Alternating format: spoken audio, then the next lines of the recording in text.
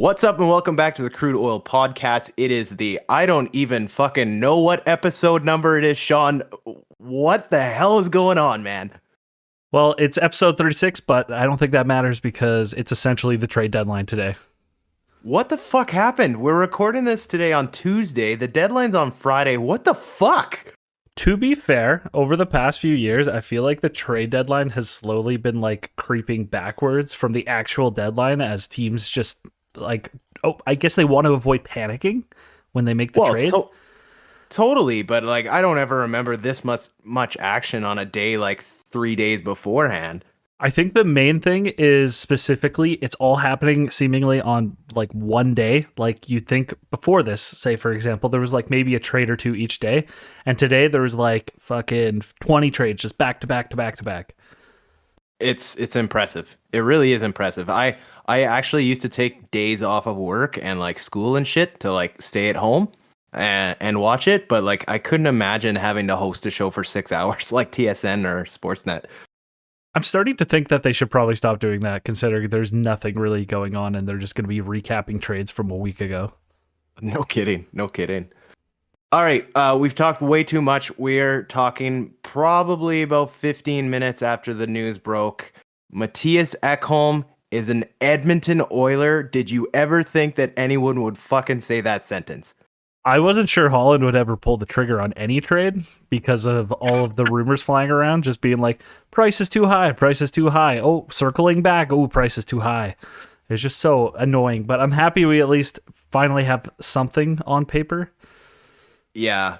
I mean, we got the man I think that was best available for what the Oilers needed right now. Now, with that being said, the full trade, the Oilers get Mattias Ekholm, a 6th round pick. They somehow got Nashville to hold on to 4% of that salary.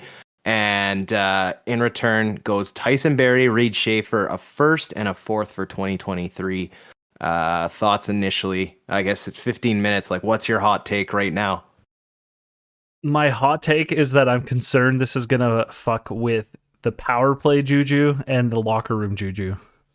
Yeah, I was thinking like even just giving up, but there's so much more than the on ice production with Tyson Barrie anyway.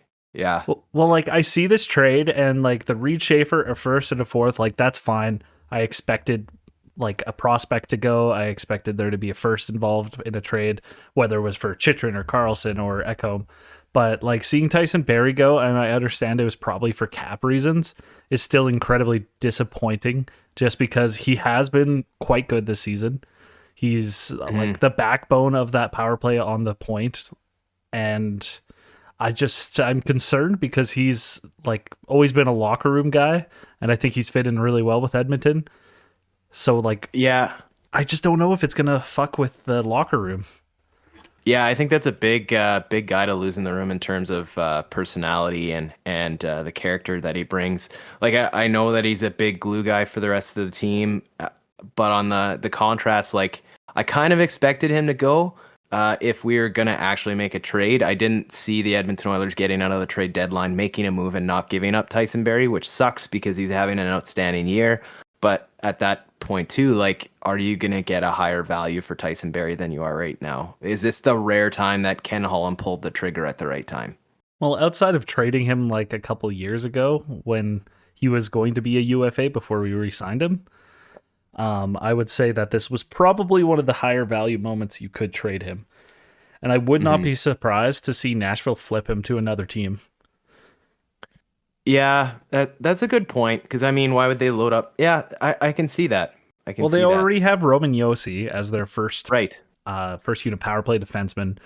And I don't know, like they're just kind of one of those teams too who like to develop their own defensemen. And I don't think they necessarily love signing random guys to bring in. But yeah, with that being said, Tyson Barrie has lots of value. Yeah. I'm happy with the trade. The Oilers needed a defensive defenseman to come in. I think Ekholm. The other thing that's fucking shocking, he has a career high NHL total of plus 104. When? What do you mean? Can you elaborate on this? His entire career total plus minus is 104. That's pretty good. That's not fucking bad considering we had guys chasing after the green jacket for like years on years on years. Well, like obviously plus minus isn't the be all end all of stats, and it could be more of your team quality than your quality as a player yourself. True. I'm curious But- what his is this season. I'm just gonna open it if you don't have it. It's 18. Plus 18? See, like that, I like. For a defenseman. I'm impressed by that because he's playing on Nashville, who isn't necessarily great, but isn't terrible this season. So kind of a middle of the pack. So he's above his team average. So he's bringing a positive value to his team. Fucked up. I fucked up. He's even this year. Oh, he's even this year? Yeah. 18 points. 18 points. My bad. Okay. That's okay. But regardless, I guess he's, like I was just saying, he's not on a great team. So plus minus isn't the be all end all, though. Yeah. Oh, I totally agree. I just know it can be a killer for defensive stats. And yeah, it's something you never see on the Edmonton Oilers. So that was the first thing that stood out for me. Obviously, you're picking the guy up not for his point production, but I'm ecstatic. Obviously, I think I would have preferred, and I mentioned this last week, Bourgault over Reed Schaefer just because of the position they play. But I mean, if that's what it takes to land the D-man that you need, it's all in now. I think the argument would be between those two players. Like, I don't think I really touched on it last week between Bourgault and Schaefer. It's the old you can't teach size versus you can't teach talent, because I think Bourgault is a more talented player and Schaefer's just has a better overall, what's the word I'm looking for? Size, I guess. But yeah, and I'm not opposed to giving up on a guy like, or not giving up on a guy, but giving away a guy like Schaefer to bring in a guy like Ekholm, because we have decent forward depth in terms of prospects, because you have like Savoy and you have Lavoie and you have Bourgault, like you mentioned. So like we have some wingers coming up, but on defense right now, we just don't have anybody to come in and play the minutes that Ekholm's going to be able to play. Yeah, totally. Before we get into any other trades, though, I just also wanted to mention that this opens up a huge opportunity for Bouchard, because I was talking to a friend immediately after this trade, and he was like, does this mean Ekholm's going to be our number one power play guy? I was like, no, absolutely not. Oh, no. Like, it's going to be Bouchard who's going to be given the reins to see what he can do. And if he falters, it'll probably go to Nurse. But I would like to see what Bouchard can do on that power play full time, and hopefully build up his confidence. Yeah, totally. And I guess there's really no one blocking him on that first line power play. Like it's going to be probably Bouchard's, horse to run with. So, yeah, that's a great point. That definitely crossed my mind. I know I was reading through some of the first responses from just looking on Twitter and stuff as soon as it happened, that was kind of the impression that everyone else had. So I guess we'll see. I guess we will see. But I don't think we can get to this trade without the one that shook out earlier in the day. This one kind of hurt, Sean. It sucked, but in the best of ways. I was just sad more than anything else. Like, I'm not or maybe disappointed would be the better word. It's like if your dad is just like, I'm not mad, I'm just disappointed. Totally. Just to recap, it is Jesse Puljujarvi finally getting his freedom. He gets a fresh chance. It's in Carolina. Coming back to Edmonton is Patrick Pustula. I don't know if I'm even pronouncing that right.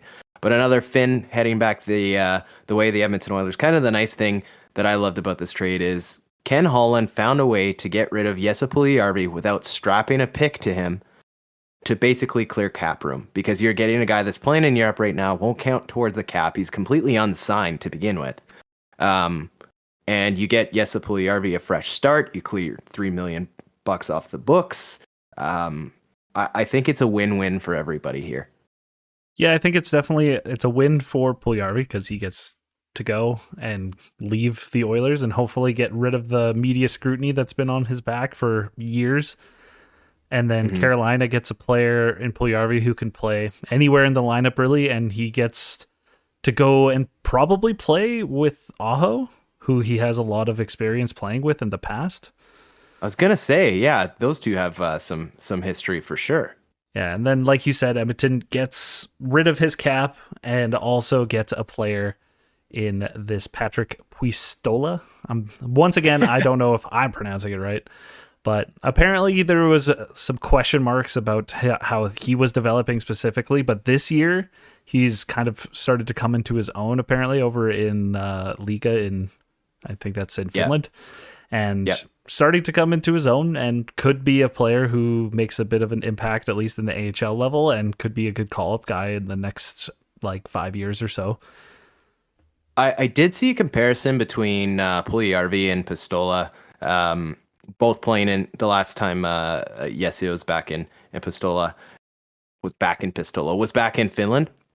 And through 56 games, I think Puljujarvi had about 10 more points. So if you're getting a like-for-like player straight across, I don't mind it. Especially this is a kid that's trajecting up.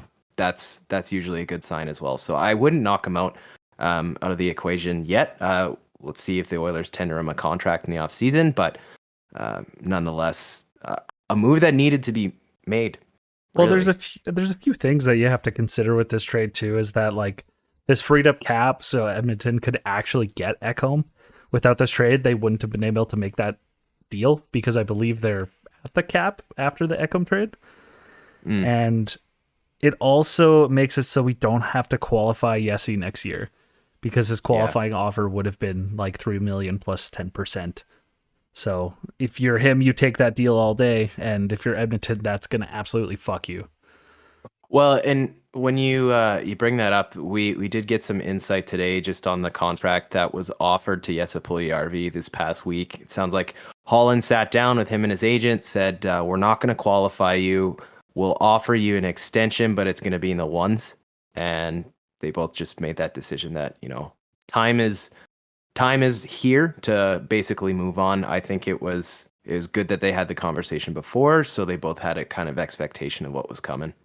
I totally agree, though, that it's probably a good time to move on, and that contract I think is fair value for Puljujarvi this season for what he's done this year, if he were to in fact sign that. But his agent, I'm sure, is telling him, "Don't do it. They'll trade you. You'll do well, and then you'll be able to sign a bigger ticket." Yeah, I mean, he's got 20 games to figure it out. Like, not that it's going to be anything stellar, but if you can at least get qualified for another year, like, who knows? Well, I'm curious. I think he'll sign before being qualified by Carolina, just because his contract qualifying offer is absurd unless he gets 20 points in 20 games. And how long till he gets to play for Carolina, though? Well, and that's also the thing. So if anybody hasn't been paying attention, sometimes there are visa issues when players get traded from Canadian teams to US teams or vice versa. So Puljujarvi apparently is having to figure out his visa situation before he's going to be able to play with Carolina, similar to what happened with Costin when we traded for him. Mm-hmm. Yes. It's funny. I was just trying to pull up the cap situation for the Edmonton Oilers. Everything's like very tough to read right now because everything's so in flux. One thing that stood out to me as I was looking over everything. Have you looked at the Oilers like recalls and reassignments in the past like month? You mean the Devin Shore show? He's on this list like 10 times, man. Well, it's funny. I was scrolling through like some of the news topics so we could have some things to discuss, and half of them, I swear, were Devin Shore gets sent down, Devin Shore gets called up, Devin Shore gets sent down, Devin Shore gets called up.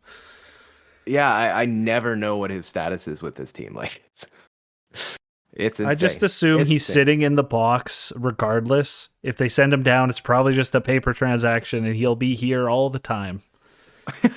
He just lives here full time, doesn't play it all down in Baco. I mean, has he played it all down in Baco this year? That's a great question. As much as I would love to talk about Devin Shore, there's bigger fish to fry. 5 games. 5 points in 5 games down there. So, yeah, but and I believe that was all at the beginning of the year pretty much too. So, yeah, I digress. Where the hell do we start? Because there's been trades galore out the gate here today, the last week since we've last talked. Like, I think we got to start with the biggest one that wasn't really a shocker. Patrick Kane heading to the New York Rangers. He gets added to that list for Arizona. Paying for players that never play for them. Well, To the yeah, Rangers goes. like Yeah, it's just ridiculous how that's even a thing. It's like I'm just gonna say this right now that it's kind of embarrassing for the NHL that like half the contracts that are around the league are just being retained 50% by several teams. Or there's like the Shea Weber contract we talked about last week. It's just sitting there on LTIR. Like they got to figure out a better system for this kind of stuff because it's super annoying. yeah, yeah, definitely. It's funny. I'm trying to pull up the tweet here that I saw yesterday, but it's basically talking like the expectation. We knew about this for a long time now that Patrick Kane was heading to the Rangers. It's the worst kept secret, probably this trade deadline. But there was someone that was talking about the trade. Here it is. Here it is. The New York Rangers are a graveyard where washed up players go for their careers to die. Here's a list of all the Rangers players who finished with the Rangers here. Holik, Drury, Wade Redden, Scott Gomez, Marcus Naslin. I'm getting Brad Richards. You got Gaborik, Nash, St. Louis, Tarasenko, and now Kane.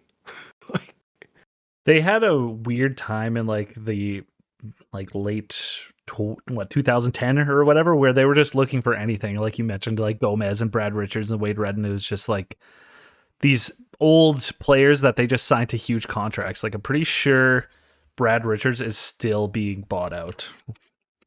Yeah, yeah, it's like the Bobby Bonilla situation over there. Um, yeah. So Kane to New York. I mean, him and Tarasenko. Let's see if anything happens there. The return actually wasn't like anything stellar from what I saw. A conditional second and a fourth. Well, of course, the three team trade is what kind of made it work. But to Chicago is a conditional second, a fourth, and 50% retained salary for Kane. Arizona ate up an additional 25% and got a third. Did I read that correctly? I believe so. And the reason being why this return wasn't very good was because Patrick Kane said, I will go to the Rangers or I will go nowhere. So, oh, really? I didn't hear that at all. That's essentially the word that was going around, is that he had no interest in any other team. He only wanted to go to the Rangers. So that's why there was a lot of like him talking when they traded for Tarasenko, because the thought was there's no way they can afford to bring in Kane now. But then, of course, we have the old double retention strategy, so they only have to pay 25% of his $10.5 million this year. So Chicago essentially gives a third and 25% of Kane's salary to Arizona, right? That's how that works. I believe the Rangers gave up the third to Arizona, because essentially the way that the trade works, it's super confusing the way that these trades work, because Kane has to go to Arizona first, so he has to get traded to Arizona. So essentially, these picks that they're trading away, they go to Arizona first, and then Arizona flips Kane for all of that package. So they pretty much take the Chicago stuff that they got, and then they give that to the Rangers. That makes sense. Or that vice makes sense. versa, But the maximum retained contract that you can have is 50%. Yeah. So it's 50% per team, and I think you can only retain the same contract up to twice. So you could never get a fourth team involved and get a guy at 12.5%. Yeah, that really eats up all the bottom dwellers of salary. So that's probably a good rule to have. That's all I got for Kane. The next, I kind of want to package a bunch of these together, if that's cool with you. Oh, that's fine. There's a lot of trades that are very similar that were made. Yeah. Can we just acknowledge the fact that Kyle Dubas is taking all of his chips, throwing them in with his job and everything else? This guy is like taking everything and throwing it at the wall to see if it sticks. Like Toronto is doing anything. It feels like, it's funny. I got a text from my brother who's a diehard Leafs fan. He's like, I swear to God, like we're just living in Kyle Dubas's GM mode in NHL. Well, yeah, it really Like, seems like it, considering he's just trading half of his roster right now to try and like make the team better, and he's making the team better, but more likely in the short term than the long term. oh yeah, exactly. Like if this doesn't work for Toronto, they are fucked. Like it just you look at the players that they brought in. So they bring back Luke Shen to Toronto. That was the well, I guess not the most recent. They picked up Eric Gustafson. They got a third, and then obviously bringing in McCabe and Lafferty from Chicago. But when you look at the things going out the door, man, like pick after prospect after, like they're gonna have nothing left. Yeah, so like just looking at this right now, they traded away 2/3, a conditional first, a second, and Rasmus Sandin, essentially, and Joey Anderson and Pavel Gogolev for all these players that they got. And the players that they got were Eric Gustafson, Luke Shen, or they traded, no, they got Luke Shen. They got Lafferty, they got McCabe, they traded away Pierre Engvall. Like, there's just all these moving parts that they have with these Yeah, like 4 trades where essentially they got rid of a lot of their long-term assets just to bring in these guys in the quote unquote short term. But then again, Jake McCabe and like Sam Lafferty, they have contracts. So they have at least some certainty in terms of those contracts. It's not like a lot of these guys are coming up. yeah, that's a good point. I was actually out of all of these trades, I was shocked at the return for Sandin. I thought that was, I mean, it's essentially a second round pick, but it is still a first with Eric Gustafson coming back the other way. But um, yeah, all in, man. Yeah, I respect their decision to do this. Like, this will likely be what people are wanting Edmonton to do in, let's say, 2 years' time, when there's like a year or two left on Draisaitl and McDavid's contracts. They're going to be like, you trade the farm and we win now, or else we never win. It's funny. Like I almost want to park this point in time and just like look at where we're at. Look at what we haven't done. Like you look at some of the trades that haven't gone down thus far. Like Vegas really hasn't done anything yet. And then you kind of flip the opposite end where you've got Toronto. You've got, I mean, the East is just stacking. Boston picking up some good players. Tampa's move with Janot, but like. I think that we're kind of the balance right now. It's not to say anything's gonna continue happening, but last week you and I both sat here like like not getting in an argument, but like, what side do you want? Do you want to go all in? Do you want to be kind of half out the door? Like, I think this is a very balanced approach from Ken Holland thus far. Well, and like, I think the balanced approach, so that's like the hockey trades and trading for guys with term versus pure rentals, is, in my opinion, the better approach, at least this year, especially when you see the teams in the East going all out, making these huge trades, trading for like fantastic players for their team. And you're thinking, how is Edmonton going to get through one of Boston or Toronto or Tampa or Carolina? Like, all Hmm. these teams are just getting so like deep and top heavy with this talent, and Edmonton doesn't have the assets really to do that, at least the ones that they want to give away. Yeah, yeah. I mean, it's true. Though, speaking of the assets and things like that, did you read Brisebois' little note he said about the trade for Janot? I didn't read the specifics, but if I'm not mistaken, it essentially just said like, I know what I'm doing, don't worry about it. Well, his kind of response was basically that like you got to look at what the value of the picks are, and what is a second or third or fourth round pick going to be worth in a couple of years. Um, it's sorry, just something came up. Kind of breaking news. I don't know if this is going to be worth it, but Brock McGinn is thrown on waivers, so that's kind of a shocker right there. Yeah, I think he was on waivers this morning, I believe, or this afternoon.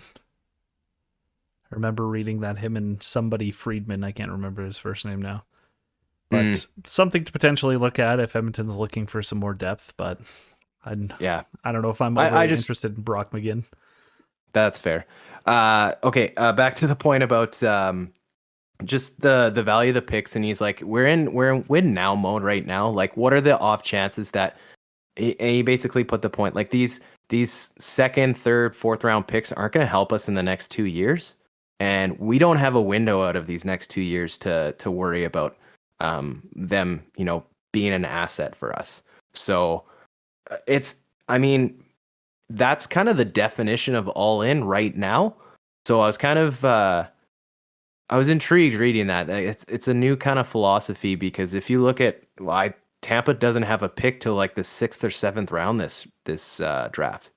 Well, like, to be fair, for anybody who is not aware, this trade that Greg's talking about is Nashville trading Tanner Jeannot to Tampa in exchange for Cal Foote, a conditional first, a second, a third, a fourth, and a fifth, which is like a fucking CHL trade if I've ever seen one. But yeah, like, it's essentially the argument that people are making now where it's like, do you trade Reed Schaefer for Ekholm? Because we need help now, not when Reed Schaefer is going to be able to come and play for this team.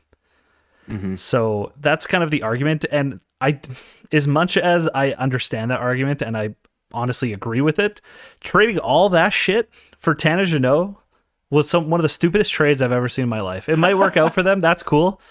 But you should be able to get Tanner Jeannot for like a third round pick. How often do you see a trade go through and you're like, holy shit, I'm glad I didn't buy that? Well, and that's why I was afraid of Edmonton potentially trading for Ekholm, because they were able to convince Tampa to give up all this shit. And essentially, we stole Ekholm, considering that price that they paid for Jeannot. Well, and I looked at the first tweet that I saw that this was breaking down was from Ryan Rashog, and it just said, Ekholm is on his way to Edmonton in a deal involving Barrie and Schaefer. And I was like, that's it? That's it? That's it compared to like what happened yesterday? It's kind of mind-blowing. Yeah, I totally don't understand why that trade happened in the first place. Like, it still hurts my brain to think about it. Like, people gave them shit for giving up like a first for Brandon Hagel and a first for Blake Coleman. But like, fans of those teams totally understood why, because those players were just playing below their like actual potential, and they found their potential when they were playing on Tampa.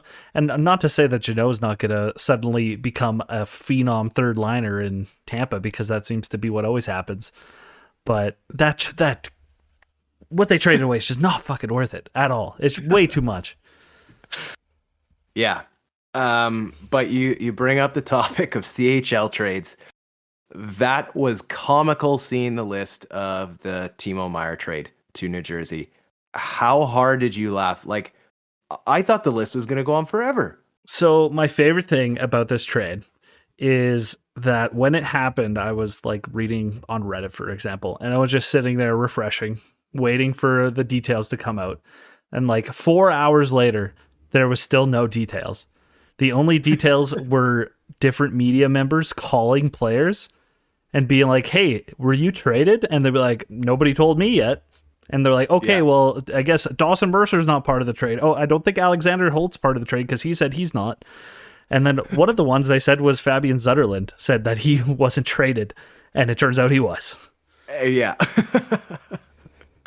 Yeah, it's a pile. I honestly, I'd try to break this down, but Sean, I can't pronounce half these fucking names. Okay, I'm gonna give it a try.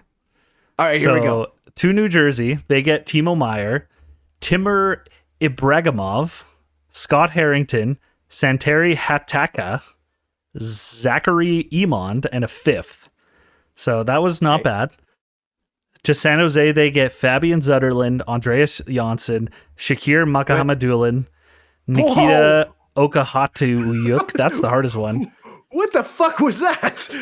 It's Makahamadulin. You don't know his name? Impressive. Low class. I am like, in terms of the East, I'm a Devils fan. So I remember when they drafted him, and I memorized his name when they drafted him because it was so fun to say. From one long last name person to another, that was impressive. It's a good one. And then they also got a conditional first, a conditional second, and a seventh. So lots of pieces to that trade. I believe a total of, let's see, 7 plus 5, no, plus 6, so 13 pieces involved in that trade. A little crazy, but I think Incredible. that's an unbelievable deal for New Jersey. They're going to be so good with Timo Meyer now. Like they barely gave up anything, to be perfectly honest, for that. Like New Yeah. Jersey managed to avoid giving up their 3 top prospects in Alexander Holtz and Dawson Mercer and Luke Hughes and Nemec. They didn't give up Simon Nemec either. So they're 4 like top kind of prospects. So that's pretty crazy to get a player like Timo Meyer without giving up one of those. Mm-hmm. Yep. Yep. That was a big one for sure. Trying to think of the ones that we've skipped over here. Kind of some not so well. We can skip over the minor trades. The one that is going to impact us, I think, the most is Nino Niederreiter heading to Winnipeg. Obviously, with it being in the Central, but I have always loved how he plays. I mean, he's coming over from Nashville, so it's an inter squad kind or inter division kind of thing. But when I just think of like bottom 6 guys that the Oilers could really benefit, obviously the dollars would have never worked, but I think Winnipeg definitely gets stronger there. Yeah, I think that would be a trade that at least Edmonton fans would have been really interested in. Is something like a Niederreiter for Puljujarvi swap. Maybe Edmonton would probably have to add on to that. But making that contract work probably wouldn't have went well for Edmonton. They probably would have had to give somebody up, and it just wouldn't have worked out. Yeah, not the player you want to give up that much more for. Well, exactly. Nothing against Niederreiter, but I don't think he's the type of player that we need. And I'm still sitting here screaming that we need a defenseman. So I'm happy we didn't just trade for a Patrick Kane or something like that, just so we can make a trade when we need defensemen. Yeah, very, very true. Orlov and Hathaway, Boston gets even stronger. Does anyone like it's become the point right now at this NHL season, Boston number 1, and then the actual argument becomes like who's the second best team in the league? Like this was just like of course they got them. Like yeah, Boston is just pretty stacked. I wouldn't be surprised to see them still make another move. I think they kind of have a quote unquote hole in their top 9 considering Craig Smith was traded away in this deal. So they might be interested in looking for another player elsewhere, but I'm not sure where they'll be able to find one considering every player has been traded already. yes. Yes, it's crazy to think like we've been talking now for 40 minutes and we still haven't even got into all of the trades into detail, but I mean, I think we should focus on some Edmonton Oilers talk here. Just some news that's been going on with the team. And then what we've seen over the past week. But I think we start with probably the most concerning news is Draisaitl, of course, leaving the ice today. It looks like he had a little bit of a collision with Skinner, but don't really know the status on him right now. Yeah, I'm concerned, to say the least. The only I can't even say positive of anything that might be happening to Draisaitl is if he hurts one thing, maybe he'll have time to heal another injury he might have. So who fucking knows how that's going to work out, to be honest. Yeah. Yeah. You know what fucking kind of blew me away last week, and I was going back listening. We didn't mention anything about McDavid hitting 800, Draisaitl hitting 700. So we're gonna do it starting this week. Obviously those two, but Nuge hits 600. Like this team is hitting milestones every single week. Like this is insane. Well, I think these 3 players specifically will go down in Oilers history as some of the best Oilers of all time. Like, I think obviously McDavid and Draisaitl will be in like the top 5, but is there an argument for like Nuge, if he finishes his career here, to be in the top 10? Oh, absolutely. Absolutely. I think I'm a little bit biased too because again, I'm reaffirming what Brad Marchand said last week, but how long has it been since we've seen, someone take a discount to stay in Edmonton? and still put up the numbers that he's putting up. Like it's such a it's great. yeah, yeah, yes. Just flipping through our notes here, I did see that apparently on the radio, Darren Dreger made the comment that the Edmonton Oilers aren't quite done yet.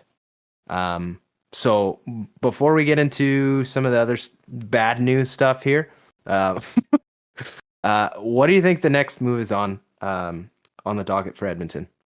Well, I think in my dream scenario, they still find a way to bring in Carlson. That'd be pretty cool. Ooh, But I don't necessarily know how they would make that work in terms of assets, considering they yeah. just traded away their first. So like it would be like next year's first, and Borgo would probably still be gone. There'd probably have to be money involved, so Yamamoto might be gone, and maybe Cody Ceci would be gone. Well, and so Evander Kane, they keep listing him as day to day, but does the possibility of him moving to LTIR get more real of a possibility here? Well, that's the thing. It just depends on how long he's going to be out of the lineup. And from what I've been reading, it's that I don't know if he's close per se, but the fact that they're saying he's day to day and not week to week at least, and they're not putting him on regular IR, tells me that they don't think that he's going to be back very soon, and he's not going to be out in the long term. Yeah. It's a good thing, obviously, because you want him healthy and in the lineup. I don't think it was ever really a realistic thing to free up that room. So just back to the question, I don't think. I think if the Oilers are looking for anything substantial to help the team, I think they're looking bottom six player, someone who can win defensive zone draws. I don't know if the Oilers will find a way to get that puck moving defenseman. It's just the cap constraints now. You got your defensive defenseman. It kind of sucks because you had to move out Tyson Barrie to do so. So you're kind of still lacking in that area. I just don't know how you make a move that way. Well, I'm curious too if they're like when Holloway's back, they want to make sure they have room to call him up too, right? Good point. So they might have to do some more cap wizardry and get rid of somebody off the roster to potentially bring him up. But I think that would be more of a flip somebody with more money, like hypothetically Yamamoto, for like a guy who's making like $2 million or something like that instead. Yeah. Well, obviously it's been a busy week with all this news. Have you heard anything further on that injury? Sorry, which injury is that? Holloway's. Oh, Holloway's injury. No, I don't believe so. I think it's just a shoulder injury, and that's pretty much all that's been released about it, and that he was going to be out a month. Yeah, the last I heard was just a month, so is what it is. I think that takes care of all the. Oh no, we've got to talk about Campbell. It's fuck, man. Like, do we want to talk about the actual games that we played this week? We haven't even like considered any of the games. That was gonna be my segue into this thing. So, he seems to be the trend in the last week. Like, the game against Columbus, obviously completely terrible. The Oilers walked Pittsburgh, but then they completely just don't show up in Columbus. And I don't know what you thought about these games, but it seems like anytime Edmonton comes off a really big win, they always follow it up with an absolute no-show. And I don't want to say the no-show lasted all game because Connor McDavid almost single-handedly willed that game back in Columbus. So what I think the issue is, and I think a lot of people have talked about it and agree, is that Edmonton has a huge overconfidence issue. So, for example, with the Columbus game, they went into that thinking, we're going to walk all over this team. They're Columbus, and we're Edmonton. This should be easy. Then they get throttled in the first period and deep into the second, and they're down 4-0. And then Edmonton realizes, hey, we got to get our shit together. So they go on a tear. They score the 4 goals to make it 4-4. And then once again, as soon as they make it 4-4, they're just like, that was easy. We're going to win this game. This game's over. And then they shit the bed because they stopped trying again.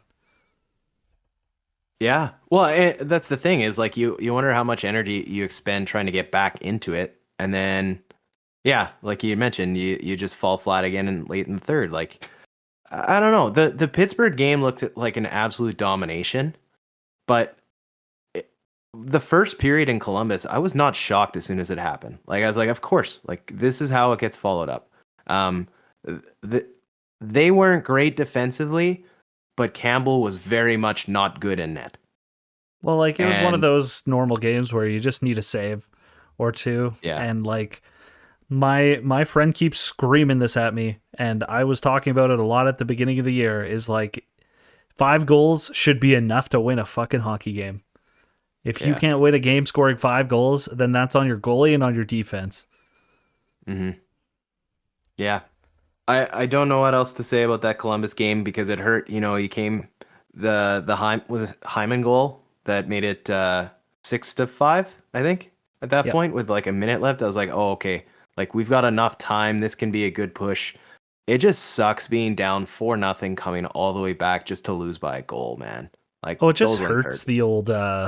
the old hope meter that I have going on in me.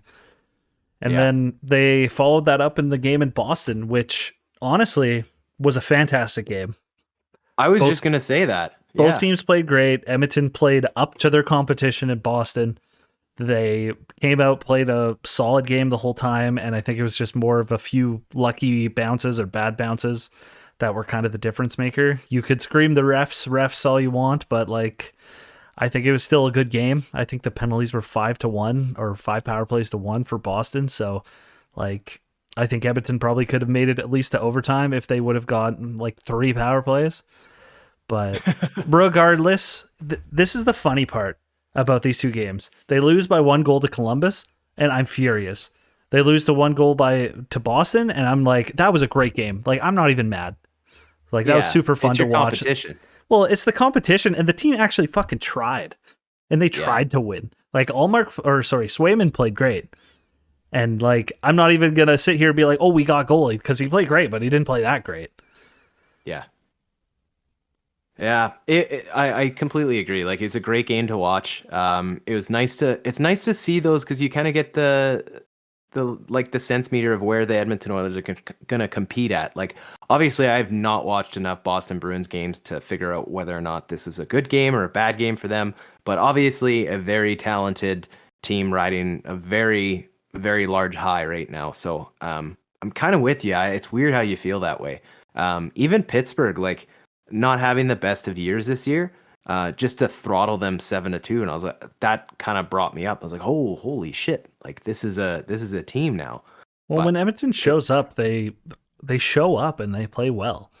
But yeah, it just needs to be a more consistent effort all around, especially on the defensive end. Like, not to pick on anybody in particular, but I'm going to pick on somebody in particular. I was watching that second Boston goal with Kulak on the quote-unquote 2-on-1 that was there, where he cheated to the left and like went to the guy with the puck instead of taking the man who was going to the net, and the guy ended up wide open and scoring. So yeah, it's kind of like one of those moments where it's like it feels in my mind that it should be it's just like a junior level play in terms of defense, that you take away the pass, and instead he took the man, even though McDavid was already there. It just made no sense to me why you're even like considering that. Like, just let the man shoot the puck and you take away the pass so the goalie can be centered and not be concerned about the guy on the back door. yeah. I've got nothing more to add to that because I think you nailed it there. Just the last thing I wanted to touch on here. Obviously, probably the coolest thing to see is Connor McDavid hit 50 in 61 games. First time in his career hitting 50 goals. I'd like to also mention that he did it in one less game than Austin Matthews last year. So suck it, Leafs fans. Yeah, shocked we saw him hit it in February, Sean. I'm not shocked at all, and I am definitely in the camp that he can hit 70 goals this year, and I will be disappointed if he doesn't. Well, he's on pace for 67, so that's not bad. Well, it's like if he hits 60 goals, if that's like his cap, I'll be disappointed. If he hits 65, that's my mid. If he hits 70, I'll be happy. I mean, we know how hot Connor gets towards the end of the season, so it's not unrealistic. Well, that's the thing. I was talking to my roommate and he hit 50. I was like, oh, he's probably going to hit 70. He's like, oh, I think like 62 would be reasonable. And I was like, if Connor McDavid scored 12 goals over these last, I think it's 21 games that are left, that would be a pretty disappointing 21 games for him. Absolutely, absolutely. Yeah, we'll see what ends up happening. The Oilers face the Leafs tomorrow night. It'll be tonight by the time you're listening to this podcast. The brand new Dubas Leafs. I still can't go over that. Then home and home with the Jets Friday and Saturday, and finish it up on Monday, probably the last game before you hear from us against Buffalo. I guess we'll have a bunch of trade deadline news hopefully next pod too, hey? Yeah, I'm thinking there'll at least be one more Oilers related trade and probably a tons more NHL related trades. And I'm hoping some blockbusters because those are always fun to talk about and then dream of what Edmonton could have done to make that trade happen. Yeah, very true. It's always fun to compare like the asks to and what ended up going for the players, but that's all we got. A lot of news here this week. But I think we're ending on a very, very happy note.